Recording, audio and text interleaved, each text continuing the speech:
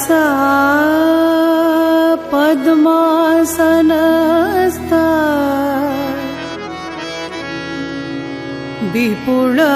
विपुलकटितटी पद्मपत्रायताक्षी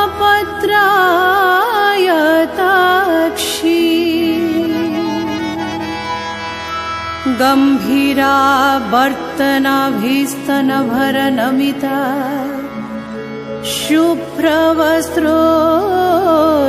शुभ्रवस्त्रोत्तरीया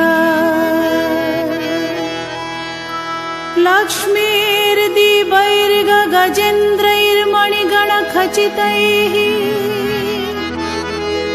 स्नापिता हेमकुम्भैः नित्यं सा पद्महस्ता मम वसतु गृहे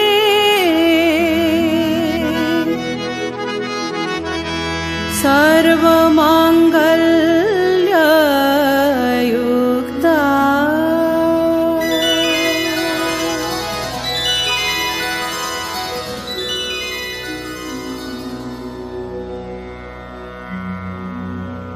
अथ श्रीलक्ष्मी सहस्रनाम स्तोत्रम्।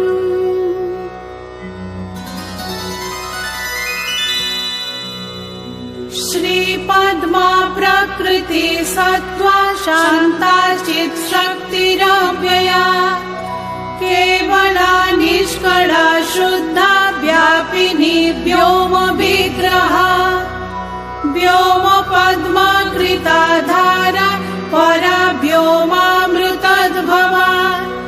निर्व्योमा व्योम मध्यस्था पञ्चव्योमोपदाश्रिता अच्युता व्योम निलया परमानन्दरूपिणी नित्यशुद्धा नित्यतृप्ता निर्विकारा निरीक्षणा ज्ञानशक्ति कर्तृशक्तिर्भोक्तृशक्ति शिखामहा स्नेहभासा निरानन्दा विभूतिर्विमलाचला अनन्ता वैष्णवी व्यक्ता विश्वानन्दा विकाशिनी शक्तिर्विभिन्न सर्वार्थी समुद्र परितोषिणी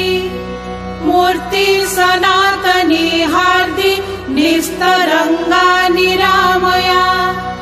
ज्ञानगेया ज्ञानगम्या ज्ञानगेया विकाशिनी स्वच्छंद शक्तिर्गहना निष्कंपार्ची सुनिर्मला स्वरूपा सर्वगापारा गृहिणी सुगुणोर्जिता अकलंका निराधारा निसंकल्पा निराश्रया असंकीर्णा सुशांता च शाश्वती भासुरी स्थिरा अनौपम्या निर्विकल्पा नियंत्रा यंत्रवाहिनी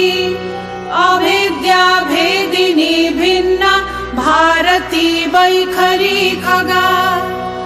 अग्राह्या ग्राहिका गूढ़ा गंभीरा विश्वगोपिनी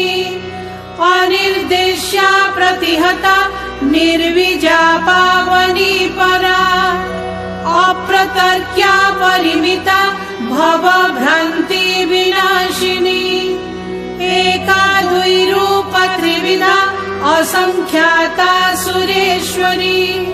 सुप्रतिष्ठा महाधात्री स्थितिर्बुद्धिर्ध्रुवा गतिः ईश्वरी महिमा रिद्धि प्रमोदा उज्ज्वलोद्यमा अक्षया वर्धमाना च सुप्रकाशा विहंगमा नीरजा जननी नित्य सती शुभा तपोनुदा च ज्वाला च सुदीप्तिश्चक्षुमालिनी अप्रमेया त्रिधा सूक्ष्मा परा निर्वाणदायिनी अवदाता सुशुद्धा च अमोघाख्या परम्परा संधानकी शुद्ध विद्या सर्वभूत महेश्वरी लक्ष्मीस्तुष्टिर्महाधीरा शान्तिरापूरणेन वा अनुग्रहा शक्तिराद्या जगज्येष्ठा जगद्विधिः सत्यप्रभा क्रिया योग्या अपर्णाढादिनी शिवा सम्पूर्णाढादिनी शुद्धा ज्योतिष्मत्यामृतावहा रजोमत्यर्क प्रतिभा कर्षिणी रसा परा वसुमती देवा कान्ति शान्तिर्मती कला कला कलङ्करहिता विशालोद्दीपनी रतिः सम्बोधिनी हारिणी च प्रभावा भवभूतिदा अमृतस्यन्दिनी जीवा जननी खण्डिका स्थिरा धूमा कलावती पूर्णा भासुरा सुमती रसा शुद्धा ध्वनि श्रुति सृष्टिर्विकृति कृष्टिरेव च प्रापणी प्राणदा प्रौहा विश्वा पाण्डुरवासिनी अवनिर्वज्रनलिका चित्रा ब्रह्माण्डवासिनी अनन्तरूपानन्तात्मा नन्तस्थानन्त सम्भवा महाशक्ति प्राणशक्ति प्राणदात्री रतिम्भरा महासमूह निखिला इच्छाधारा सुखावहा प्रत्यक्ष लक्ष्मीर्निष्कम्पा प्ररोहा बुद्धिगोचरा नानादेहा महावर्ता बहुदेहा विकासिनी सहस्राणि प्रधाना च न्यायवस्तु प्रकाशिका सर्वाभिलाषपूर्णे च सर्वा सर्वार्थभाषिणी नानास्वरूप चिद्धात्री शब्दपूर्वा पुरातना व्यक्ता व्यक्ता जीवकेशा सर्वेच्छा परिपूरिता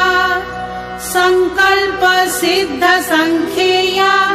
तत्त्वगर्भाधरा महा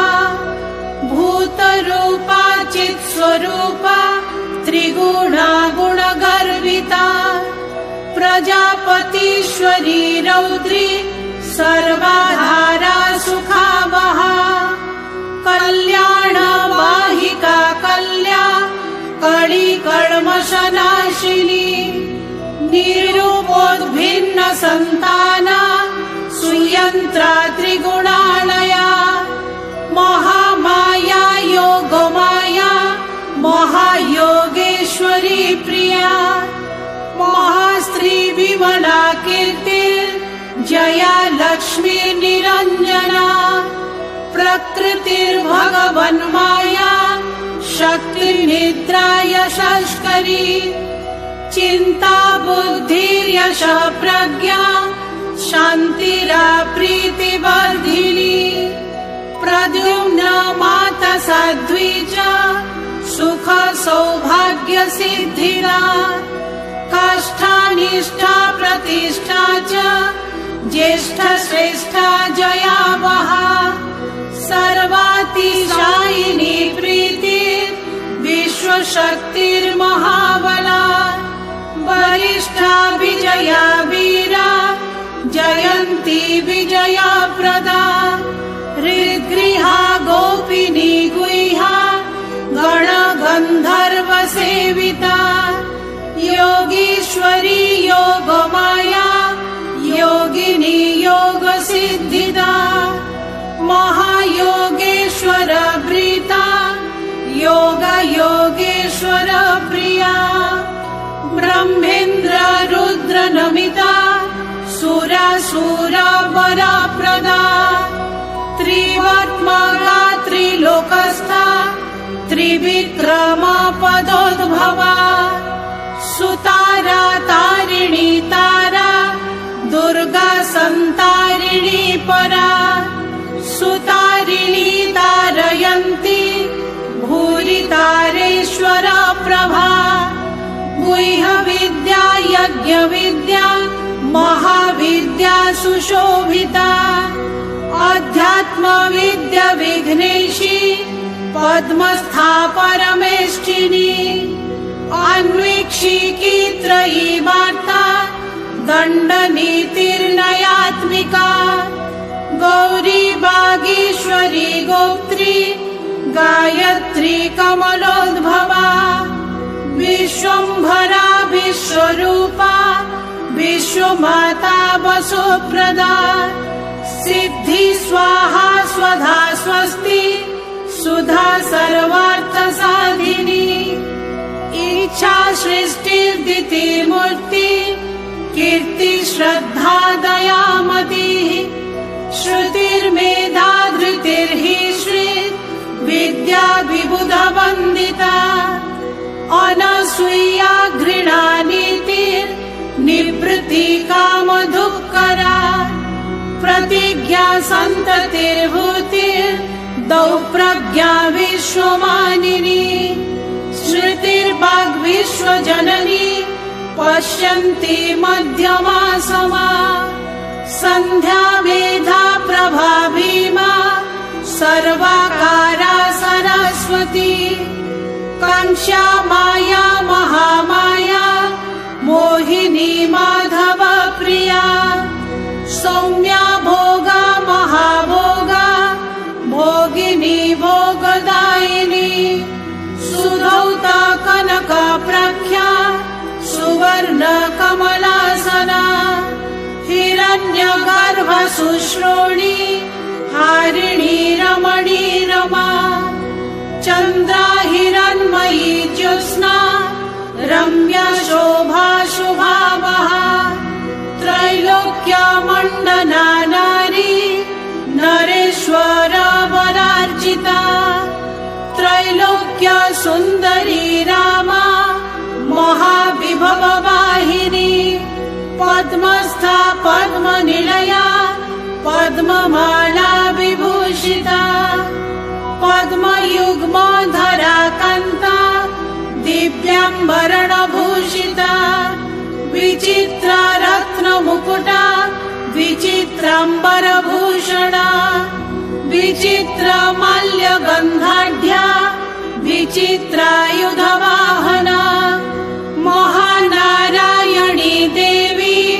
वैष्णवी वीरवन्दिता कालसङ्कर्षिणी घोरा तत्त्वसङ्कर्षिणी कला जगत्सम्पूर्णी विश्वा महाविभवभूषणा वारुणी वरदा व्याख्या घण्टकर्णा विराजिता नृसिंही भैरवी ब्रह्मी भास्करी व्योमचारिणी ऐन्द्री कामधेनु सृष्टि कामयोनिर्महाप्रभा दृष्टा काम्या विश्वशक्तिर्विजगत्यात्मदर्शना करुणारूढ हृदया चान्द्री श्रीर्मधुरानना मोहोग्ररूप वाराही नारसिंही हतासुरा युगान्ताहुत भुज्ज्वाला कराला पिङ्गला कला त्रैलोक्यभूषणा भीमा श्यामा त्रैलोक्य मोहिनी मोहोत्कटा महारक्ता महाचण्डा महासना शङ्खिनी लेखिनी स्वस्था लिखिता खेचरेश्वरी भद्रकाली चैकवीरा कौमारी भवमालिनी कल्याणी कामधुज्ज्वाला मालिका धनदा सूर्या हृदयोत्पलमालिका अर्जिता वर्षिणी रीतिर्वरुण्डा गरुडासना वैश्वानरी महामाया महाकाली विभीषणा महामन्दार विभवा शिवानन्दारति प्रिया उद्धृति पद्ममाला च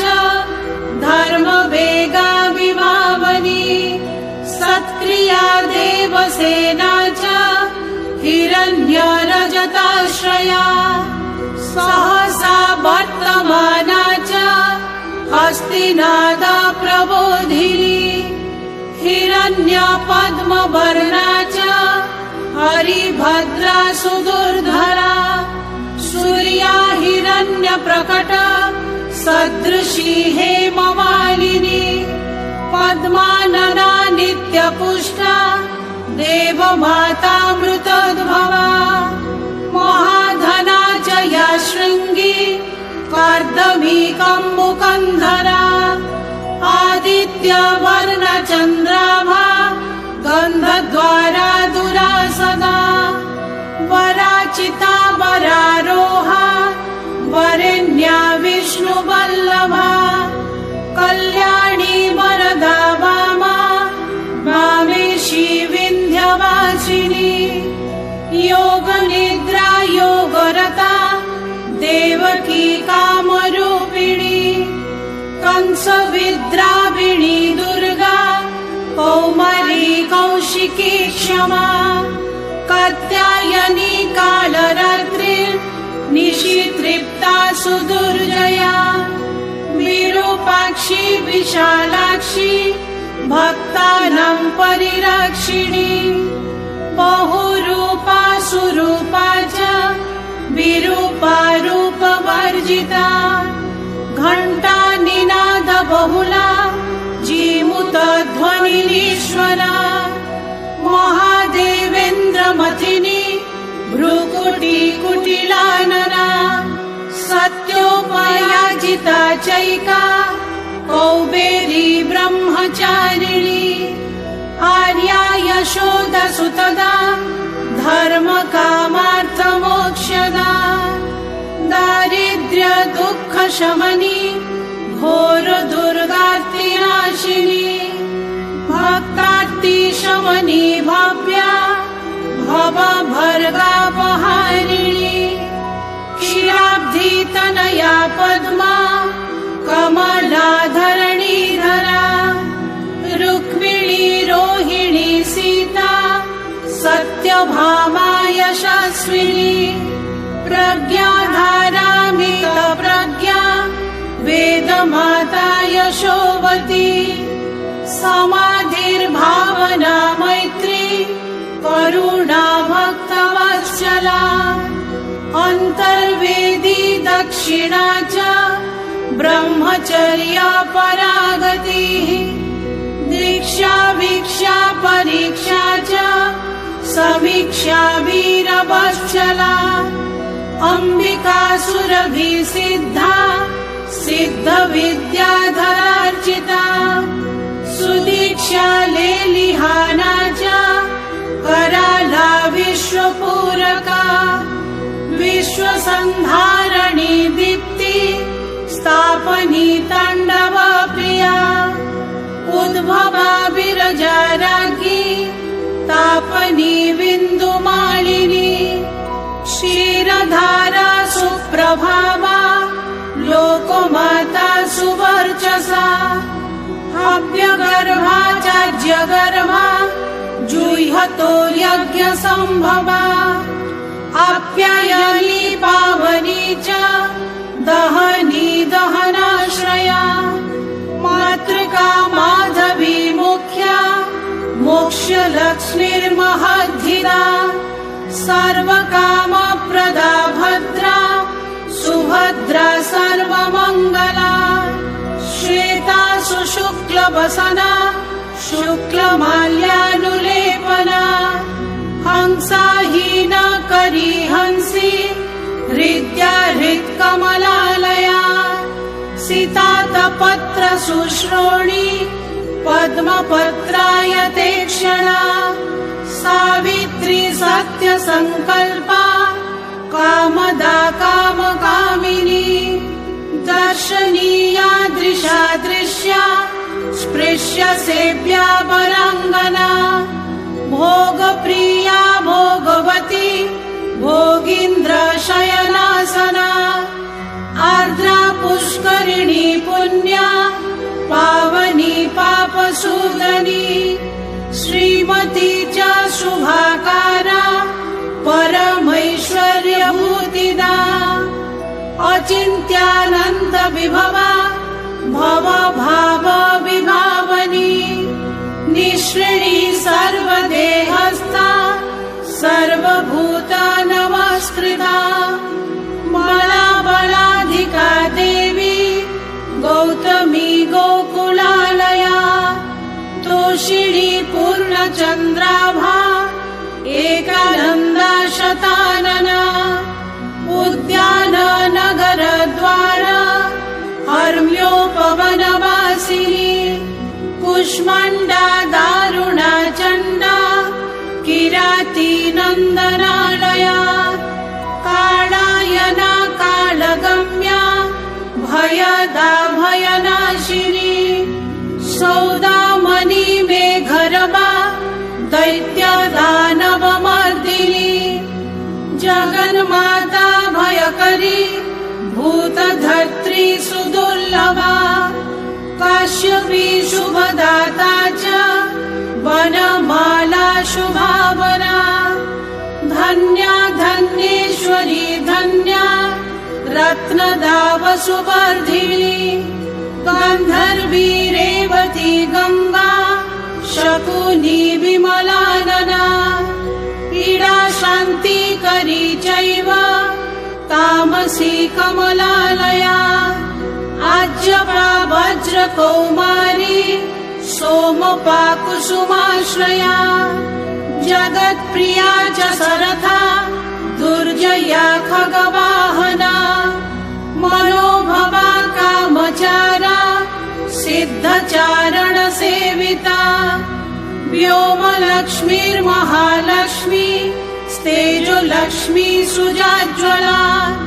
रसलक्ष्मीर्जगद्योनिर् गन्धलक्ष्मीर्वनाश्रया श्रवणा श्रावणी नेत्री रसना प्राणचारिणी विरिञ्ची माता विभवा वरभारिज वाहना वीर्या वीरेश्वरी वन्द्या विशोका वसुवर्धिनी अनाहता कुण्डलिनी नलिनी वनवासिनी गन्धारिणीन्द्र नमिता सुरेन्द्र नमिता सती सर्वमङ्गल्य माङ्गल्या सर्वकाम समृद्धिया सर्वानन्दा महानन्दा सत्कीर्ति सिद्ध सेविता सिनीवाली कुहूराका अवाचानुमतिर्दितिः अरुन्धती वसुमती भार्गवी वास्तुदेवता मायुरी वज्रवेताली वज्रहस्ता वरानना अनघाधरणिर्धीरा धमनी मणिभूषणा राजश्री रूप सहिता ब्रह्मश्री ब्रह्मवन्दिता जय श्रीर्जय दाज्ञेया सर्गश्री स्वर्गति सता सुपुष्पा पुष्पनिलया फलश्री निष्कला प्रिया धनुर्लक्ष्मी स्तोमीलिता परक्रोध निवारिणी कद्रुर्धनायु कपिला सुरसासुरमोहिनी महाश्वेता महानीला महामूर्तिर्विशापः सुप्रभा ज्वालिनी दीप्ति सृप्तिर्व्याप्ति प्रभाकरी तेजोवती पद्मबोधा मदलेखारुणावती रत्ना रत्नावलीभूता शतधामा शतापहा त्रिगुणा घोषिणी रक्ष्या नर्दिनी घोषवर्जिता साध्यदितिर्दितिर्देवी मृगबाहा मृगङ्कगा चित्रनीलोत्पलगता वृषरत्नकराश्रया हिरण्यरजतद्वन्द्वा शङ्खभद्रासना स्थिता गोमूत्र गोमय क्षीर दधि सर्पिर्जलाश्रया मरीचिश्चिरवसना पूर्णा चन्द्रार्कविष्टरा सुसूक्ष्मा निवृत्ति स्थूला निवृत्तारातिरेव च मरीचिर्ज्वालिनी धूम्रा हव्यवाहा हिरण्यदा दायिनी कालिनी सिद्धि शोषिणी सम्प्रबोधिनी भास्वरा संहति तीक्ष्णा प्रचण्ड ज्वलनोज्ज्वला सांगा प्रचण्ड दीप्ता च वैद्युती सुमहाद्युतिः कपिला नीलरक्ता च सुषुम्ना विस्फुलिङ्गिनी अर्चिस्मती रिपुहरा दीर्घा धूमावलीजना सम्पूर्णा मण्डला पूषा स्रंशिनी सुमनोहरा जया पुष्टिकरी छाया मानसा हृदयोज्ज्वला सुवर्णकरणी श्रेष्ठा मृत सञ्जीवनी रणे विशल्यकरणी शुभ्रा सन्धिनी परमौषधिः ब्रह्मिष्ठा ब्रह्मसहिता ऐन्दवी रत्नसम्भवा विद्युत्प्रभा बिन्दुमती त्रिस्वभावा गुणाम्बिका नित्योदिता नित्यहृष्टा नित्यकामकरीषिणी पद्माङ्का वज्रचिह्ना च वक्रदण्ड विभासिनी विदेह पूजिता कन्या माया विजयवाहिनी मानिनी मङ्गलामन्या मानिनी मानदायिनी विश्वेश्वरी गणपति मण्डला मण्डलेश्वरी हरिप्रिया भौमसुता मनोज्ञामतिदायिनी प्रत्यङ्गिरा सोमगुप्ता मनोभिज्ञा मदन्मतिः यशोधरा रत्नमाला कृष्णा त्रैलोक्यवन्धनी अमृताधारिणी हर्षा विनता वल्लकी शची संकल्पा भामिनी मिश्रा कादम्बर्यामृता प्रभा अगता निर्गता वज्रा सुहिता सहिताक्षता सर्वार्थ साधनकरी धातुर्धारणि कामला करुणाधार सम्भूता कमलाक्षी शशि प्रिया सौम्यरूपा महादीप्ता महाज्वाला विकाशिनी माला काञ्चन माला च सद्वज्रा कनकप्रभा प्रक्रिया परमायोक्त्री शोभिका च सुखोदया विजृम्भणा च वज्राख्या शृङ्खला कमलेक्षणा जयङ्करी मधुमती हरिता शशिनी शिवा मूला प्रकृतिरीशानी योगमाता मनोजमा धर्मोदया भानुमती सर्वभाषा सुखावहा धुरन्धरा च बाला च धर्मसेव्या तथागता सुकुमारा सौम्यमुखी सौम्य सम्बोधनोत्तमा सुमुखी सर्वतो भद्रा गुह्य शक्तिर्गुहालया फलायुधा चैकवीरा सर्वशस्त्रसुधारिणी व्योमशक्तिर्महादेहा व्योमगा मधुमन्मयी गंगा वितस्तयमुना चंद्रभागा सरस्वती तीरोत्तमोर्वशीरम्भा स्वामिनी सुरसुन्दरी बाणप्रहरणावाला बिम्बोष्ठी चारुहासिनी ककुद्मिनी चारुपृष्ठा दृष्टा फलप्रदा काम्याचरी च काम्या च कामचार विहारिणी हिमशैलेन्द्र संकाशा गजेन्द्र वरवाहना अशेष सुख सौभाग्य संपदां योनिरुत्तमा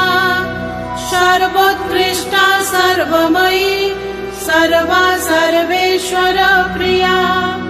सर्वांग योनि साव्यक्ता संप्रधानेश्वरेश्वरी विष्णुवक्ष्य स्थलगता किमतः परमुच्यते परा निर्महिमा देवी हरिभक्ष्य स्थलाश्रया सा देवी पापहन्त्री च सान्निध्यं कुरुतान्मम इति नाम्नां सहस्रं तु लक्ष्म्याः प्रोक्तं शुभावहम् परावरेण भेदेन मुख्यगौणेन भागतः यश्चैतत् कीर्तये नित्यं शृणुयाद्वापि पद्मजा शुचि समाहितो भूत्वा भक्तिश्रद्धा समन्वितः श्रीनिवासं समभ्यर्च्य पुष्पधूपानुलेपनैः भोगैश्च मधुपर्काद्यै यथाशक्ति जगद्गुरुम् तत्पार्श्वस्थं श्रियं देवीं सम्पूज्य श्रीधर प्रियाम् ततो नाम सहस्रेण तोषयेत् परमेश्वरीम् नाम रत्नावली स्तोत्रम् इदं यः सततं पठेत् प्रसादाभिमुखी लक्ष्मी सर्वं तस्मै प्रयच्छति यस्या लक्ष्म्याश्च सम्भूता शक्तयो विश्वगा सदा कारणत्वेन तिष्ठन्ति जगत्यस्मिन् चराचरे तस्मात् प्रीता जगन्माता श्रेयस्याच्युतवल्लभा सुप्रीता शक्तयस्तस्य सिद्धिभीष्टं दिशन्ति एक एव जगत्स्वामी शक्तिमान् अच्युतः प्रभुः तदंश शक्तिमन्तोऽन्ये ब्रह्मेशानादयो यथा तथैवैका पराशक्ति श्रीस्तस्य करुणाश्रया ज्ञानादि षड्गुण्यमयी या प्रोक्ता प्रकृतिपरा एकैव शक्ति श्रीस्तस्य द्वितीयात्मनि वर्तते परा परेषि सर्वेषि सर्वाकारा सनातनी अनन्तनामधेया च शक्तिचक्रस्य नायिका जगच्चराचरमिदं सर्वं व्याप्य व्यवस्थिता तस्मादेकैव परमा श्रीर्ज्ञेया विश्वरूपिणी सौम्या सौम्येन रूपेण संस्थिता नटजीववत् यो यो जगति पुंभावा स विष्णुरिति निश्चयः या या तु नारीभावस्था तत्र लक्ष्मीर्व्यवस्थिता प्रकृते पुरुषार्चन्या स्तुतियो नैव विद्यते अथ किं बहुनोक्तेन नर नारीमयो हरिः अनेकभेद भिन्नस्तु क्रियते परमेश्वरः महाविभूतिं दयितां ये स्तुवन्त्यच्युत प्रिया ते प्राप्नुवन्ति परमां लक्ष्मीं संशुद्धचेतसः पद्मयोनिरिदं प्राप्य पठन् स्तोत्रमिदं क्रमात् दिव्यमष्टगुणैश्वर्यं तत्प्रसादाच्च लब्धवान् सकामानं च फलदाम् अकामानं च मोक्षदाम् पुस्तकाख्यं भयत्रात्रिं सितभस्त्रं त्रिलोचनाम् महापद्मानिशान्तं लक्ष्मीमजरतं नुमः